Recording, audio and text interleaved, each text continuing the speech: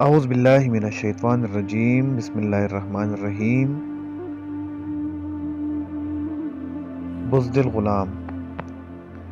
ایک دفعہ کا ذکر ہے کہ ایک بادشاہ اپنے چند درباریوں اور غلاموں کے ساتھ کشتی میں دریا کی سیر کر رہا تھا۔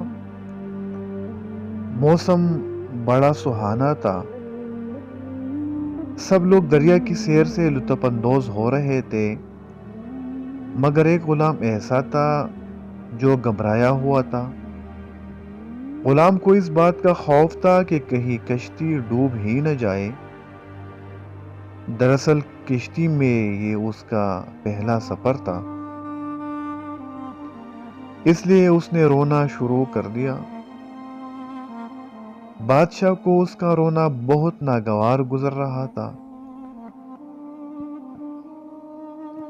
چند درباریوں نے اسے ڈانٹ ڈپٹ کر چپ کرانے کی کوشش کی، لیکن اس پر کچھ اثر نہ ہوا۔ کشتی میں ایک جہادیدہ اور سیانہ شخص بھی سوار تھا۔ اس نے بادشاہ سے کہا، حضور، مجھے اجازت دے تو میں اس غلام کا ڈر دور کر سکتا ہوں۔ بادشاہ پہلے ہی تنگ بیٹھا تھا، اس نے فوراً اجازت دے دی۔ بادشاہ سے اجازت ملتے ہی اس دانشمند شخص نے دوسرے غلاموں سے کہا، اسے اٹھا کر دریا میں پھینک دو۔ غلاموں نے فوراً حکم کی تعمیل کی اور شور و غل مچانے والے غلام کو اٹھا کر دریا میں پھینک دیا۔ اب وہ غلام دریا میں ڈبکیاں کھانے لگا۔ جب وہ 2-4 غوطے کھا چکا تو دانا شخص نے غلاموں سے کہہ کر اسے دریا سے نکلوا لیا۔ اب غلام کشتی کے ایک کونے میں پرسکون ہو کر بیٹھ گیا۔ سب بہت حیران تھے۔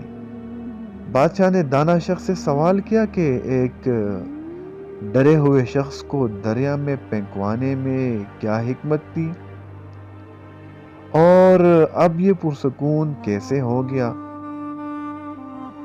دانا شخص نے مسکرا کر جواب دیا، بادشاہ سلامت، جب تک اس نے دریا میں غوطے کھانے کی تکلیف نہ سہی تھی، اسے کشتی کے اندر سکون سے بیٹھنے کی قدر معلوم نہ تھی۔